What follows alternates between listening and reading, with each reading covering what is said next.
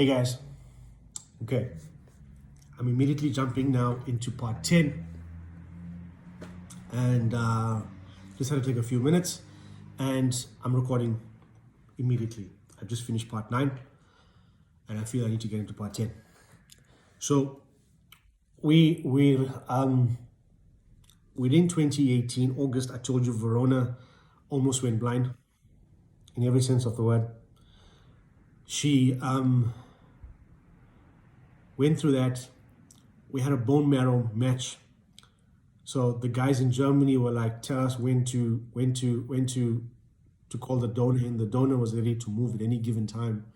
So basically, we had to prep Verona, send a medical courier to get the match, the bone marrow, and then bring it down and do the operation.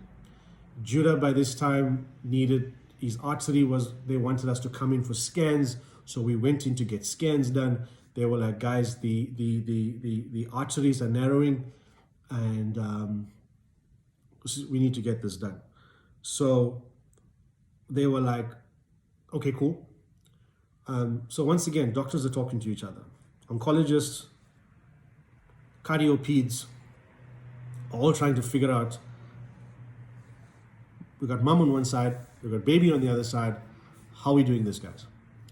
So they're like, so Dr. Singh, the oncologist, said, okay, cool, let Verona come through December and we will do her transplant, let her come through remission, try and get her in remission by like January, try and get her through remission by February. We do a bone marrow, February 2019, we do a bone marrow transplant. And Judah now has to go through this whole procedure and stuff like that. And we kept pushing the procedure about whether we should go through the procedure, whether we should get the bone marrow transplant done. And when we realized, you know what, let's do this.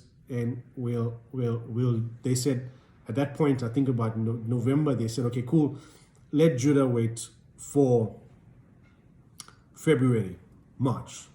Judah's okay. Judah was never in any danger. But they're like, let's go in when we can. Judah was never in any danger. So we then said, okay, cool. How about this? Let mom and baby, let's just get Verona through remission and we'll keep checking on Judah and scanning him. And let's get Verona through December, January, we'll do the procedure and then Judah can come in after that. Okay. And that was the plan.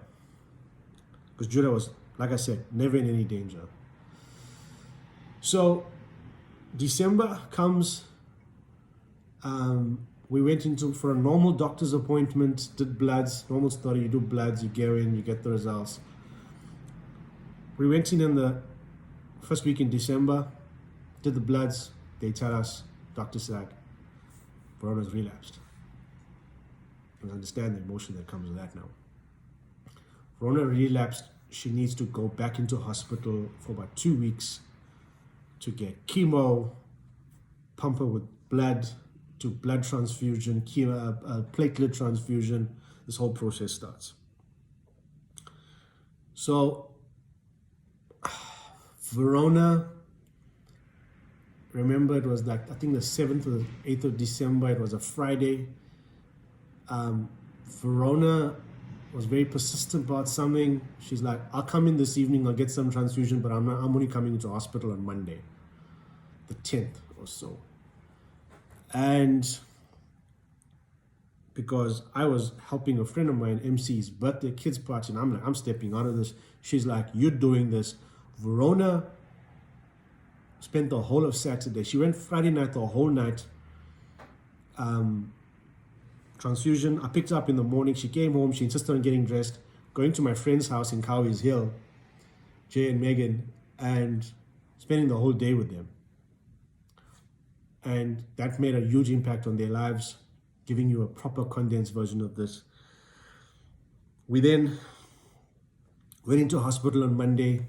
Plan was 4 days of chemo, recovery period for about 3 or 4 days, transfusion, get our levels back up, come home at the end of the second week in time for Christmas, in time for Judah's party on the 28th. Verona went to hospital for 4 days. Stopped the chemo on the Thursday. Day 5, day 6, recovery. Day 7, they then started giving her platelets on Sunday, and her levels weren't going up. Monday, levels weren't going up. And I keep stressing, condensed version. On Monday, Tuesday, they then did some scans. They realized Verona's picked up an infection in the hospital.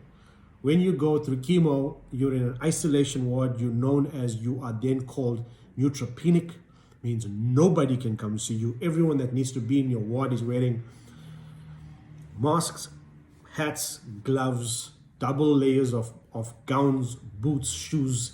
We now know everyone that's been through COVID now knows about the coveralls, and I knew it way back then. I knew about washing my hands 15 times a day way back then. So this is nothing to me.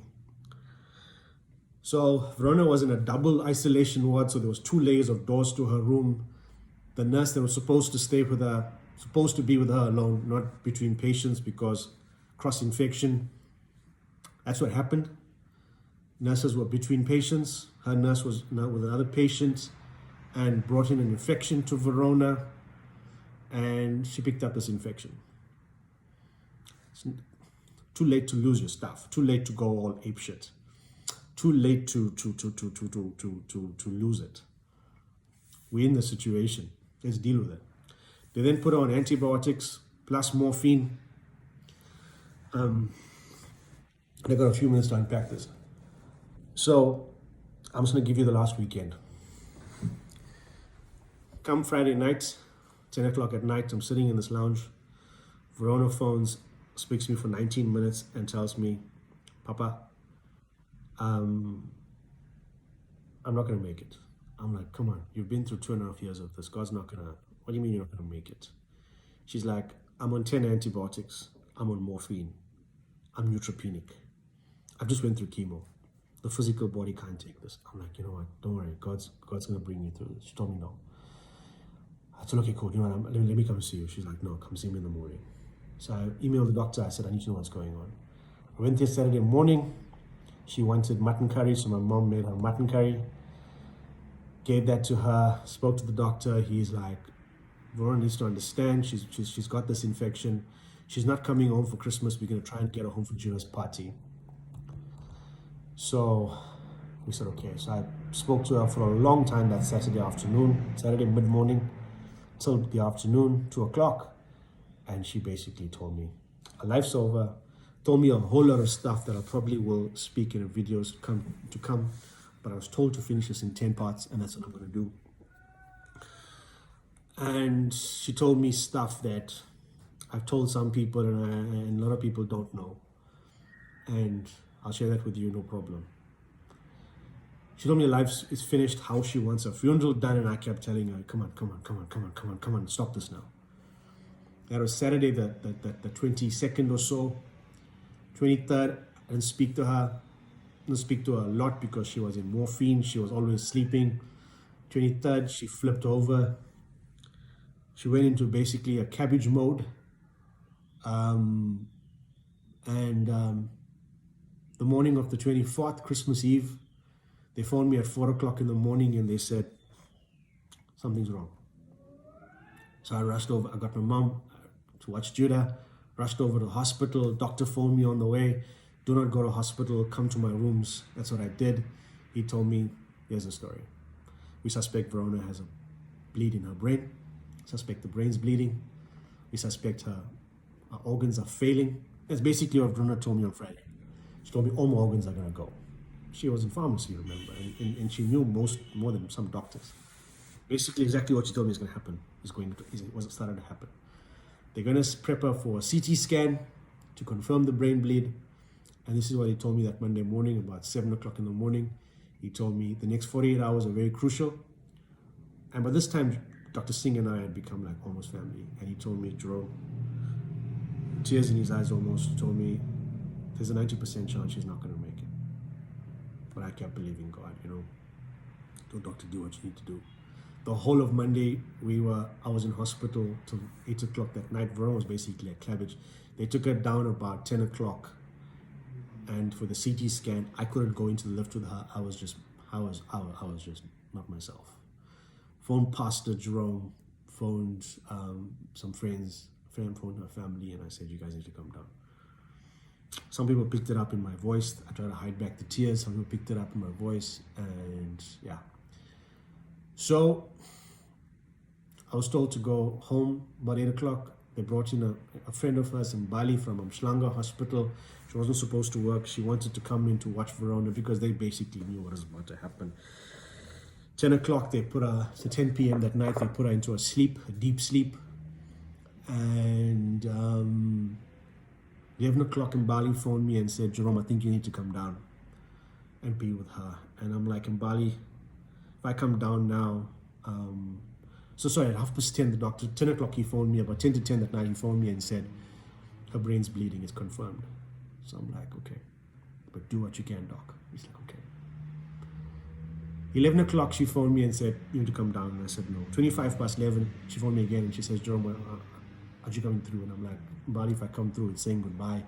And I'm still believing, I'm still believing. I'm ready to say goodbye to her or anything. I remember at 12 o'clock, about 11:45, I just hear these voices. I just started hearing voices, God speaking. It's all about Verona's going, funerals, and I kept trying to push the voices out. I remember phoning Pastor Jerome and saying, "Pastor J, her brain's bleeding." And he's like, because he used to wake up at 12 and prepare through the morning for Christmas service. And he's like, "My boy," and I didn't even tell him what I was going through, what I was hearing.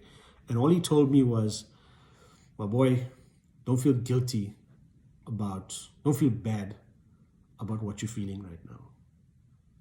And I didn't even tell him anything. And at 12 o'clock, Judah was on the couch with me. I took him to bed, boxed him in, prayed with him, kissed him on his forehead, wished him Merry Christmas.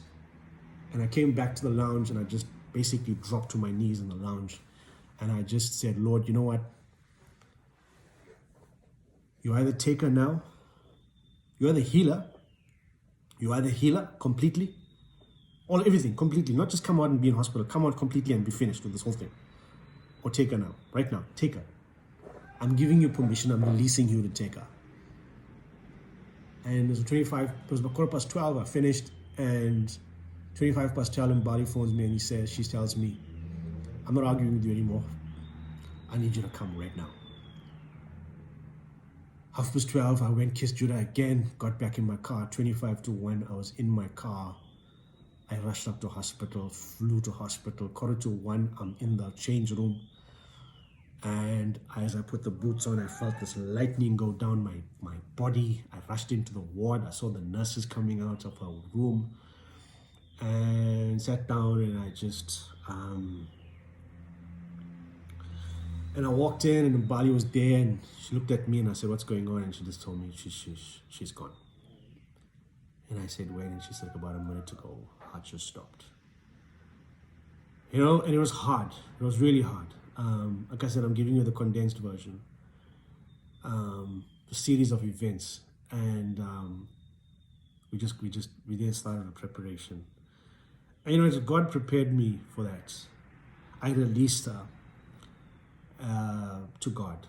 And once again, Pastor Jerome, when he came through, that immediately I phoned him and I said, "She's gone." And he came through with my sister and my brother-in-law.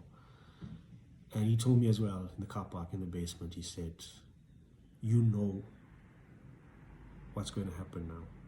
And I said, "Yeah, I do. I knew everything." I had all the funeral arrangements in my head. I had everything in my head. The conversation she told me on Friday about how a funeral must go down on Saturday, and everything that God told me. Everything. God told me everything about the funeral. I'm not lying to you. I've got no reason to lie to you. God told me exactly how the funeral must happen. And Verona gave me her personal touches to the funeral. And I had that peace. I've always had the peace of God.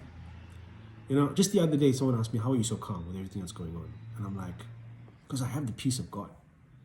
And I pray there's turmoil going on inside of me, but I show peace. And I find